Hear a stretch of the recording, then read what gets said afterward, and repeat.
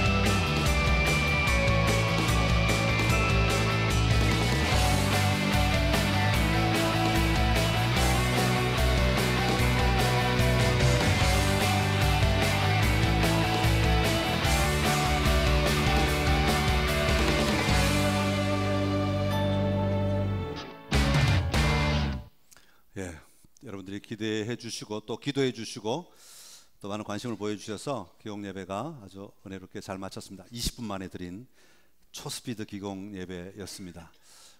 외부에서 많은 오신 분들이 이런 기공예배는 처음 봤다고, 아이들이 삽을 뜨고, 그죠? 아이들이 커팅하고 또 아이들이 풍선을 날리고 하는 걸 보면서 너무 좋았다고 많은 분들이 얘기를 해주셨어요.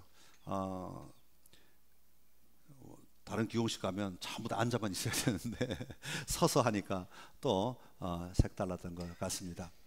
기공예배를 드리면서 날씨가 참 좋았는데, 하늘이 맑고 깨끗했는데, 그날 우리 기공예배 드리는 동안에 어떤 분들이 그래요. 목사님, 무지개가 떴어요. 그래서 뭐 무지개가 왜 뜨지 하고 봤더니 사진을 찍어줬어요. 이렇게 보여요? 아유, 눈도 좋으시네. 저게 무지개입니다. 그러니까 이제 우리 옆쪽에서 무지개가 떴다고 사람들이 확 이렇게 연락을 하고 말을 하고 사진을 보내주셨어요. 그리고는 성경의 이야기가 생각나셨는지 다들 무지개 뜬 거 보니까 하나님이 우리 일을 기뻐하시는가 보다, 또 우리 일에 대해서 하나님이 사인을 보내주시는가 보다, 다들 그렇게 말씀을 하셨습니다. 아마 그렇게 말씀하시는 배경에는 이 노아의 무지개가 생각났기 때문일 것입니다. 사실 마른 하늘에 무지개가 떠 있는 것을 보면 다양한 사람들이 다양한 생각을 하게 될 것입니다. 어떤 사람은 생각하기를 저건 나를 위한 거야. 개인적으로 볼 수도 있겠죠. 똑같은 하늘에 떠 있으니까. 어떤 사람들은 우리 교회를 위한 거야, 어떤 사람은 우리 교육관을 위한 거야, 이렇게 생각할 수도 있을 것입니다.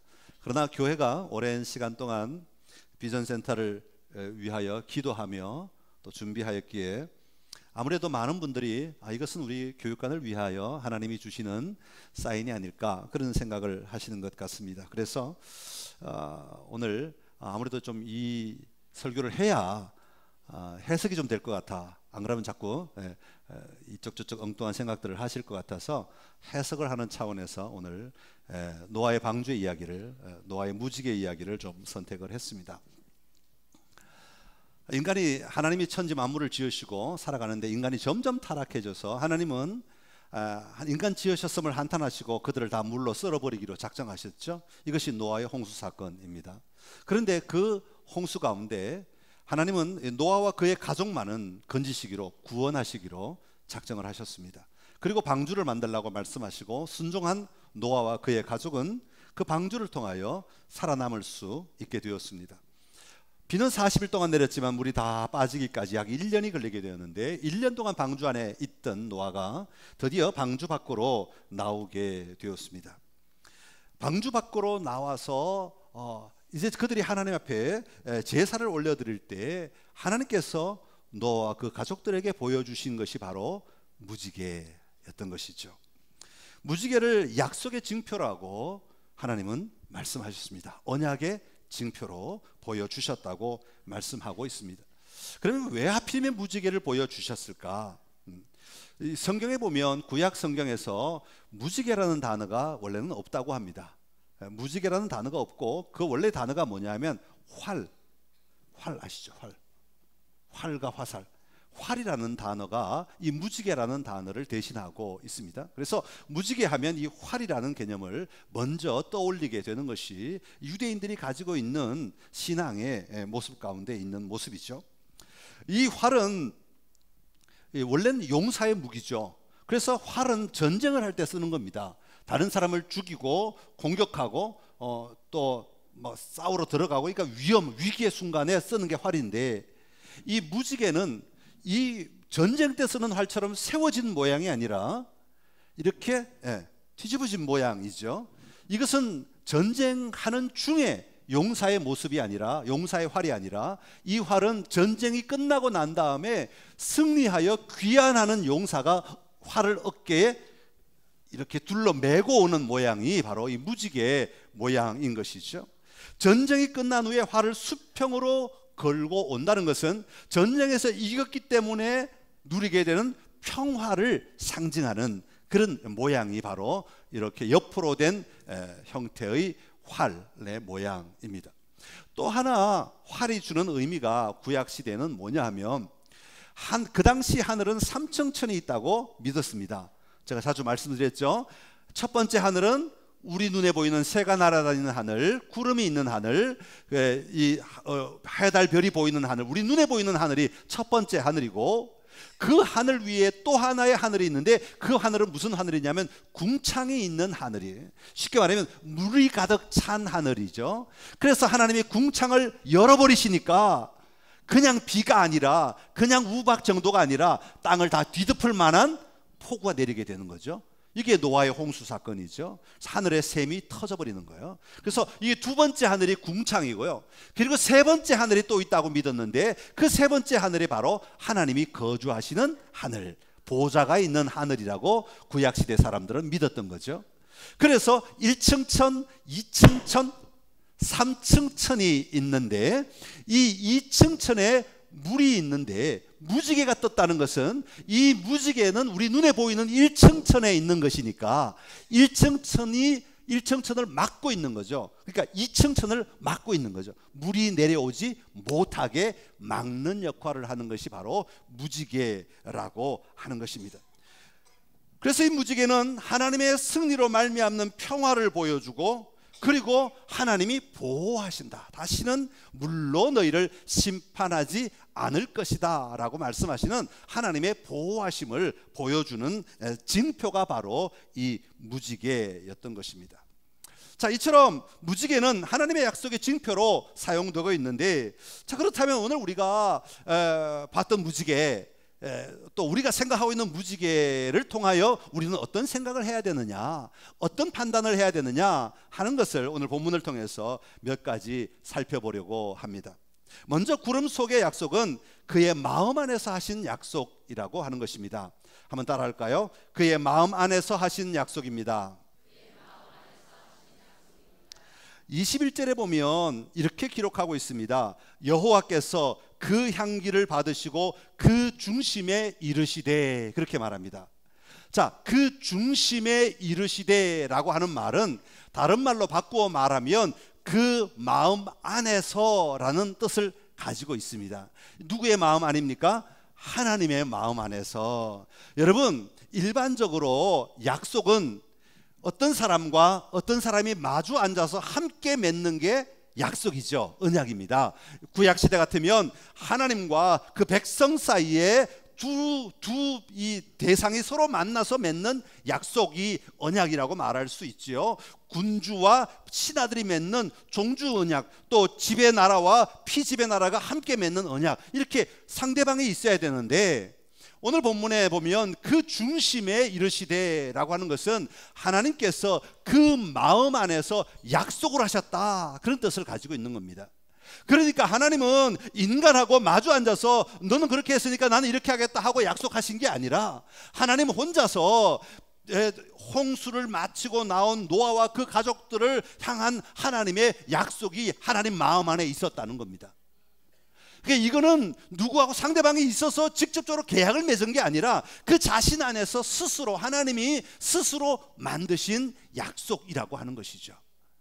이것을 가리켜서 일반 은혜, 일반 언약이라고 이야기하는데, 모든 사람을 향하여서 하나님은 하나님 스스로 언약을 맺으시는 분이시다라는 것을 우리에게 보여주고 있는 겁니다. 여러분, 오늘 저와 여러분을 향하여서도 하나님은 동일하게 일하시는 하나님이신 줄로 믿습니다. 하나님은 여러분이 하나님 앞에서 나 하나님 이렇게 살 텐데 하나님 이거 주세요, 그래 내가 이거 주마, 이렇게 여러분과 마주 앉아서 약속을 맺지 않았어도 하나님은 여러분을 지으실 때 여러분을 향하여 하나님은 언약을 맺으신 분이시다라는 것을 오늘 성경이 우리에게 이야기하고 있는 겁니다. 오늘 저와 여러분 안에 하나님의 언약이 담겨 있는 삶이라는 것을 기억하고 살아가는 은혜가 저와 여러분에게 있기를 간절히 기원합니다.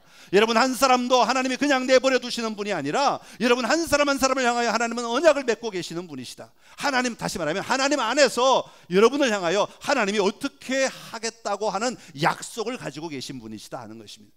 그런데 그 약속을 두려워하지 마십시오. 왜냐하면 우리 하나님의 성품을 보면, 우리 하나님의 성품은 우리를 살리고자 하시는 분이시지 우리를 죽이고자 하시는 분이 아니죠. 우리를 잘되게 하시는 분이시지 우리를 못되게 하시는 분이 아니에요. 우리를 하여금 하늘의 평화를 누리게 하시는 분이시지 우리를 빼앗아가시는 분이 아니에요. 하나님의 성품을 보면 그 약속은 틀림없이 우리를 향하여 가장 좋은 것인 줄로 믿습니다. 자, 그런데 오늘 본문에 보면 하나님께서 그 마음 안에 언약을 맺으셨는데 그 언약을 혼자 간직하지 않고 드러내셨다고 하는 거예요. 다시 말하면 하나님이 약속하신 것을 노아에게 알려주시는 거예요. 내가 나와 함께 내가 내 스스로가 이런 약속을 했는데 내가 이걸 너에게 알려주겠다 하고 알려주시는 게 21절 22절의 말씀인데요. 먼저 첫 번째는 21절에 이렇게 말합니다. 중간에 보니까 내가 다시는 사람으로 말미암아 땅을 저주하지 아니하리니, 그렇게 말합니다. 자, 하나님께서는 일반적으로 약속하실 때는 내가 뭘 하겠다, 내가 뭘 하겠다, 내가 뭘 하겠다 이렇게 말씀하시는데, 이번에는 내가 그렇게 하지 않겠다 이렇게 말씀하시는 거예요. 내가 절대로 그렇게 하지 않겠다, 이 말은 무슨 의미를 담고 있습니까? 내가 할 수 있는데, 그죠? 내가 충분히 할 수 있는데 내가 내 의지적으로 그렇게 하지 않겠다 하는 거예요. 뭘 하지 않으시겠다는 겁니까? 다시는 내가 너희를 멸망시키지 않겠다. 다시는 땅을 저주하지 않으시겠다. 다시는 이 땅을 향하여 내가 심판을 내리지 않겠다 라고 말씀하시는 거예요. 그리고 또 다른 약속이 하나가 있습니다. 그것은 뭐냐면 22절의 말씀인데요. 우리 22절 한번 봅시다. 성경 보시고 22절 같이 읽겠습니다. 시작. 땅에 있을 동안에는 심음과 거둠과 추위와 더위와 여름과 겨울과 낮과 밤이 쉬지 아니하리라. 아멘. 자, 하나님께서 두 번째 약속을 하시는데, 약속을 드러내시는데, 그게 뭐냐 하면 너희가 살아가는 동안에 내가 봄, 여름, 가을, 겨울 잘 이루어질 수 있도록 만들어주고, 낮도 밤도 정확하게 있도록 만들어주고, 더위도 오고 추위도 오고, 다시 말하면 비가 와야 될 때 비가 오게 하고, 태양이 떠야 될 때 태양이 뜨게 하고, 이거 뭘 하자는 겁니까? 이 땅의 삶이 잘 이어질 수 있도록 도와주시겠다는 겁니다. 우리가 살아가려면 여러분 밤과 낮이 필요합니다. 여러분 만약에 밤이 없고 낮만 있다고 하면 저 북극에 한번 가보십시오. 눈 뜨면 해가 떠 있어. 자도 해가 떠 있어. 맨날 며칠 해가 떠 있대. 못 살 것 같아요. 그럼 어떻게 커튼 다 닫아치고 빛 안 들어오게 하고 그래야 잠을 잘 수 있죠. 밤낮이 있다는 건 우리의 삶을 정상적으로 살아갈 수 있도록 만들어 주시겠다는 거예요. 하나님께서 두 번째 약속은 뭐냐 하면, 첫 번째 약속은 내가 너희를 심판하지 않겠다 하는 약속이고, 두 번째는 적극적으로 하시겠다는 약속인데, 그게 뭐냐 하면 우리의 삶을 이 땅의 삶의 자리에서 잘 살아갈 수 있도록 도와주시겠다, 그렇게 말씀하고 있는 겁니다. 자, 그런데 한번 보십시오. 이렇게 약속하실 때 상태가 어떠했는가를 오늘 성경은 일부러 적어 놓았어요. 21절 중간쯤에 보니까 이렇게 적어 놨어요. 이는 사람의 마음이 계획하는 바가 어려서부터 악함이라, 그렇게 말하고 있습니다. 자, 사람들의 마음은 악할 때 하나님의 마음은 그 악함을 깨트리시고 하나님의 방법대로 계속해서 보존하시고 지키시고 유지하시겠다 말씀하고 계시는 것입니다. 이게 하나님 아버지의 마음이고 이게 하나님의 마음이라고 하는 것이죠. 하나님은 깨트리시고 파괴하시고 무너뜨리는 데 초점이 계신 분이 아니라, 하나님은 우리가 이 땅을, 하나님이 맡기신 이 삶을 살아낼 수 있도록 도우시고 이끄시고 안내하시는 하나님이신 것을 말씀하고 있습니다. 여러분, 여러분의 삶의 자리에 이 약속이 여러분에게도 주어진 약속 되시기를 간절히 기원합니다. 하나님은 우리 각자가 이 땅을 잘 살아갈 수 있도록 도우시는 하나님이십니다. 우리 교회가 이 사명을 잘 감당할 수 있도록 도와주시는 하나님이십니다. 우리 교육관을 통하여 우리의 미래가 세워질 수 있도록 하나님이 문을 여시는 하나님이신 줄로 믿습니다. 그게 우리를 향하여 주시는 약속이라는 것이죠. 자, 그런데 왜 하나님은 이 약속을 마음속에서 하셔놓고, 하나님 마음 안에 하셔놓고 이걸 드러내셨는가? 왜 공개하셨는가? 왜 공개하셨는가 하는 겁니다. 20절에 보니까 그 이유를 이렇게 적어놨어요. 우리 20절 말씀을 같이 읽겠습니다. 시작. 노아가 여호와께 제단을 쌓고 모든 정결한 짐승과 모든 정결한 새 중에서 제물을 취하여 번제로 제단에 드렸더니. 아멘. 자, 21절에 보니까 그러면서 이렇게 얘기합니다. 여호와께서 그 향기를 받으시고, 그렇게 말합니다. 자, 방주에서 나온 노아, 얼마나 할 일이 많습니까? 땅도 갈아야죠. 먹을 거 있나 찾아봐야죠. 우선 주린배 채워야죠. 집도 지어야죠. 태양 피할 공간도 만들어야죠. 할 일이 얼마나 많았겠습니까? 그런데 노아가 가장 먼저 한 게 뭐라고요? 하나님께 제사를 드렸다는 겁니다. 사실 이때는 제사법이 만들어지기 이전인데, 노아는 하나님의 마음을 가지고 알아서 하나님이 기뻐하시는 제사를 이미 드리기 시작한 사람이죠. 그래서 그 제사 가운데 어떤 제사를 드렸냐면 번제를 드렸다. 새를 태워서 그 향기를 하나님께 올려드렸다, 그렇게 말합니다. 그랬더니 22절, 21절에 여호와께서 그 향기를 받으셨다, 그렇게 말합니다. 향기를 받으셨다는 겁니다. 노아가 얼마나 많은 새를 태웠으면 이 향기가 하늘까지 올라갔을까요? 얼마나 많은 새를 태워야, 그죠? 그 얘기는 아니고, 하나님이 받으신 것은 향기라고 말하는데, 이 향기가 가진 의미가 뭐냐 하면, 향기는 쉰다, 안식한다, 평안함을 얻는다, 이런 뜻을 가지고 있습니다. 자, 그러니까 노아가 새를 태워드리면서 하나님 앞에 향기를 올려드릴 때에, 하나님, 내가 당신 품에 있는 게 너무 좋아. 와, 하나님, 나에게 하나님이 계신 게 너무 좋아요. 너무 행복해요. 너무 편안해요. 너무 편안해요. 내가 지금 너무 안식을 누리고 있어요. 하나님, 내 심령이 너무 평안해요. 마치 어린아이가 어머니 품에 안겨서 세상 근심 다, 세상에 난리가 나도 어머니 품에 안겨있는 아기는 새근새근 엄마 품이 너무 좋아서. 왜? 그 마음 안에 뭐가 있으니까? 평안함이 있으니까, 안식이 있으니까, 쉼이 있으니까, 그 어머니 품에서 안식하고 있는 그런 어린아이의 모습처럼, 노아는 지금 하나님 앞에 단지 제물을 태워드리는 것이 아니라, 단지 예배 한번 드리는 형식을 말하는 것이 아니라, 자기의 삶에 하나님을 고백하고, 하나님이 너무 좋아요, 하나님이 너무 평안해요, 하나님이 너무너무 나에게 안식을 주세요 하고 주님 품에 안겨서 새근새근 잔자는 어린아이처럼 마음에 평안함을 얻었다는 거죠. 그리고 하나님은 그 향기를 받으셨다는 거예요. 네가 그렇게 내가 좋으냐? 네가 그렇게 편안하냐?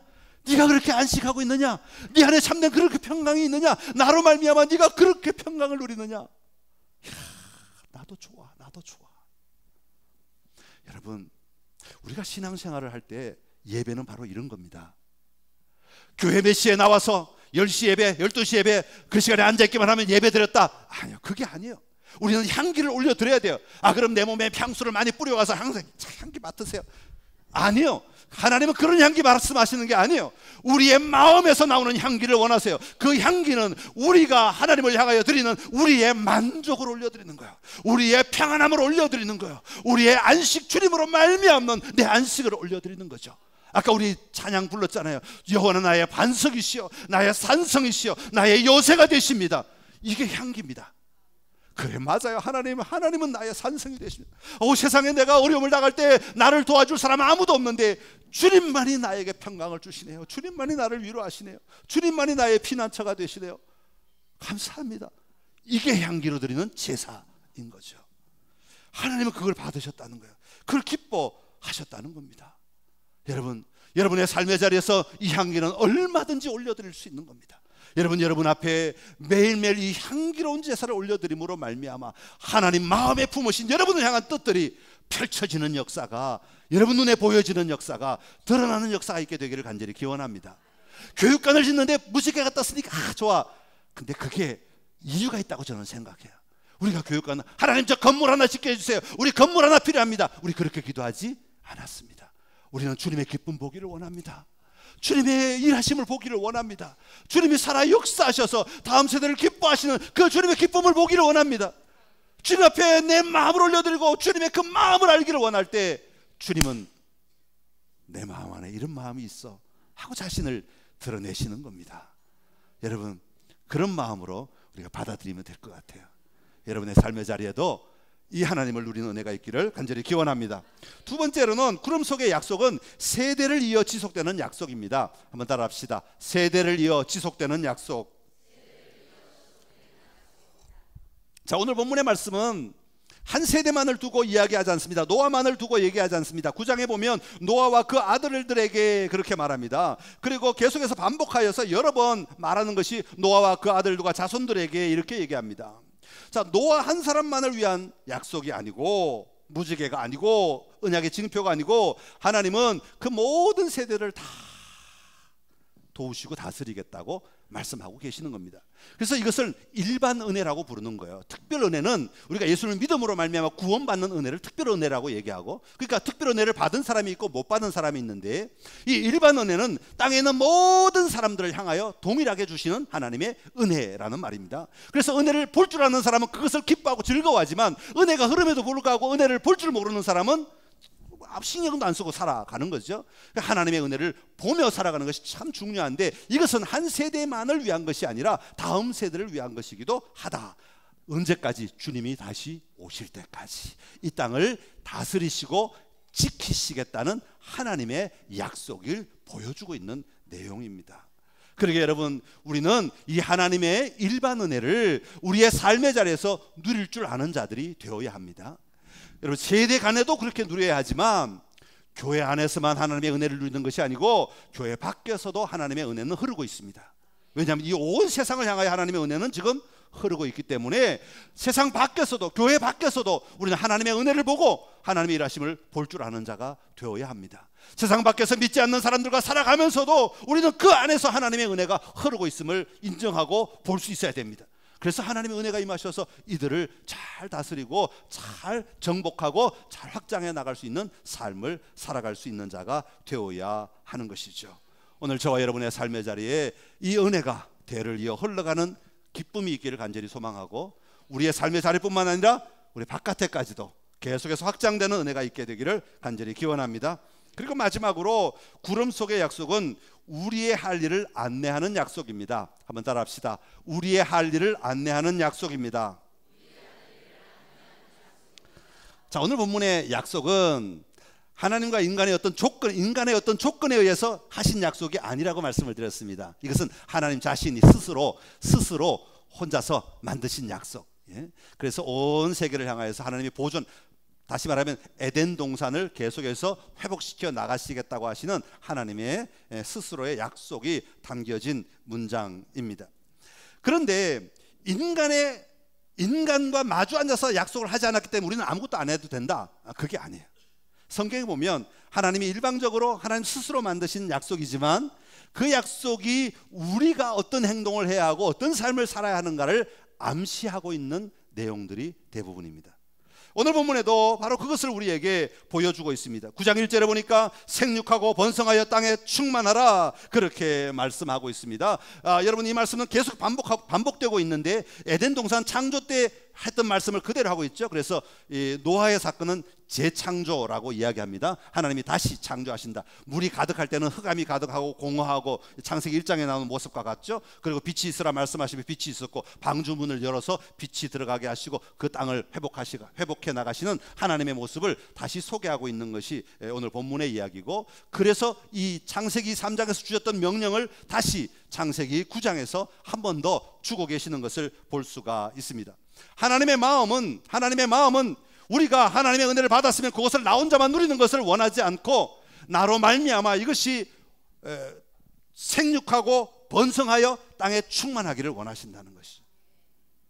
다시 말하면 하나님은 우리에게 요구하는 게 있는데 그게 뭐냐 하면 너희의 수고를 통하여 이 일들이 이루어져야 한다는 것입니다. 여러분, 하나님의 약속은요, 지난주에도 말씀드렸죠. 사람이 통로가 된다고. 사람을 통하여 하나님의 약속이 이루어지는 겁니다. 구약의 예언서들에 보면 예언들이 많이 나오는데 이 예언들이 주어졌음에도 불구하고 인간들이 반응하지 않으면 다시 원점으로 돌아갑니다. 사사기가 그런 케이스죠. 여러분, 사사들이 일어나서 하나님의 말씀을 선포했지만 그 말씀을 듣는 척 하다가 또 시간 지나서 다시 타락한 삶을 살면 다시 하나님은 거두시고 다시 돌아가는 겁니다. 그런데 이들이 하나님의 말씀을 계속 듣고 따르고 순종하면 하나님의 은혜는 계속 흘러가는 겁니다. 하나님의 도움을 받고 살아가는 거죠.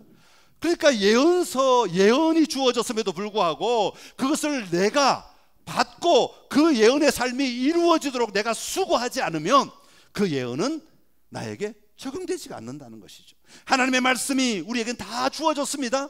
하나님의 말씀이 이런 축복 저런 축복 내가 빨간 줄 쫙쫙 긋고 외우고 이건 하나님 주셔야 됩니다 하고 고백하지만 내가 그 삶을 살아내지 않으면 그 축복은 글자에 불과하고 많은 것이죠. 그래서 하나님의 일은, 하나님의 언약은, 하나님의 약속은 우리의 수고를 통하여 이루어지게 되는 것이다. 그래서 우리가 그 언약을 받은 대로 살아갈 때에 그 언약의 삶이 우리에게 이루어지게 되는 것입니다. 또 하나는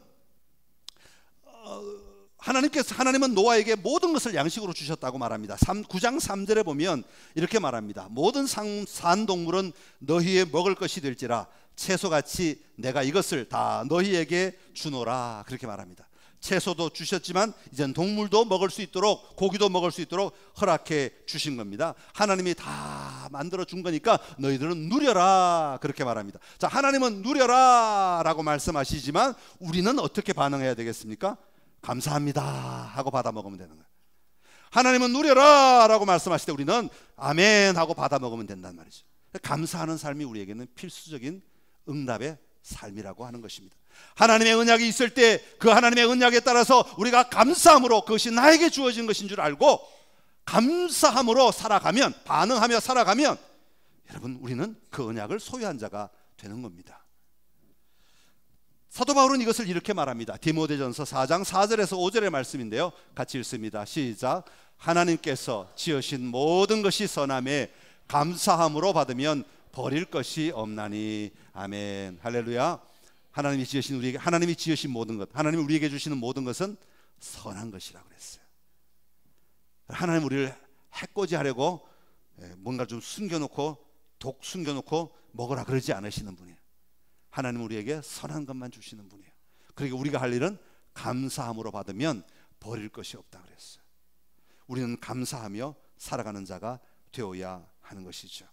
하나님은 우리의 삶을 통해 감사의 향기를 받기를 원하십니다. 수고하고 감사하는 그 자리에 하나님의 약속이 이루어지는 통로로 쓰임 받게 되는 것이죠. 사랑하는 성도 여러분, 우리가 무지개를 보고 그 무지개가 뭘 준다고 생각하면 안 되고 하나님이 어떤 마음을 가지고 계신가를 안다면 그 무지개는 우리를 도와주는 도구가 될 겁니다. 그러나 하나님의 말씀은 모르고 무지개만 본다면 우리는 미신을 믿는 잘못된 신앙을 가지게 될 겁니다. 여러분, 하나님의 말씀을 다시 한번 보시고 하나님 말씀 안에서 하나님이 이런 것 말씀하시려고 그렇게 하셨나 보다라고 받아들이신다면 우리는 그것도 감사한 조건 가운데 하나이죠. 우리가 이렇게 살라고 말씀하셨구나, 오늘 말씀처럼 이렇게 신앙생활 하라고 말씀하시는구나 하는 것으로 본다면 우리에게는 조금도 버릴 것이 없을 줄로 압니다. 여러분의 삶의 자리에, 또 우리 교회 안에 이 하나님의 한없는 은혜가 끊임없이 계속 흘러가는 것을 보는 기쁨이 저와 여러분이 누리는 기쁨 될 수 있기를 간절히 기원합니다. 기도하겠습니다. 참 좋으신 우리 하나님 아버지, 은혜를 감사합니다. 노아의 구름 속의 약속, 구름 속에 비춰지는 무지개를 통하여 하나님의 마음을 드러내신 것처럼 오늘 우리에게도 이 말씀을 통하여 하나님, 우리에게 하나님의 마음을 드러내신 줄로 압니다. 오늘 본문이 말씀하고 있는 이 하나님의 마음들을 우리가 품게 하여 주시고 그 마음을 가지고 우리가 날마다 살아가는 삶이 되도록 도우시고 이끌어 주시옵소서. 우리를 향하신 하나님의 마음 안에서 약속들이 있는 것을 꼭 기억하고 그 약속들이 이루어지기 위해 하나님은 오늘도 쉬지 않으시고 주무시지도 않으시며 일하고 계심을 기억하며 살게 하여 주옵시고, 우리 또한 하나님의 그 약속이 무엇인지는 모르지만 하나님의 나라를 세워가는 과정 가운데 우리를 사용하고 계심을 분명히 믿고 우리도 성실하게 그 삶을 살아내는 은혜가 있게 하여 주옵소서. 교회 안에서뿐만 아니라 세대를 이어가는 약속이기에 이 땅에서도 또 바깥 속에 우리가 살아가는 삶의 현장 속에서도 그 하나님의 약속들을 보게 하시고 하나님의 은혜들을 볼 수 있게 하여 주시옵소서. 또한 우리가 수고하게 하시고 그 약속이 이루어지기까지 우리가 감사함으로 날마다 살아가는 삶이 되게 하여 주옵소서. 예수님의 이름으로 기도드립니다. 아멘.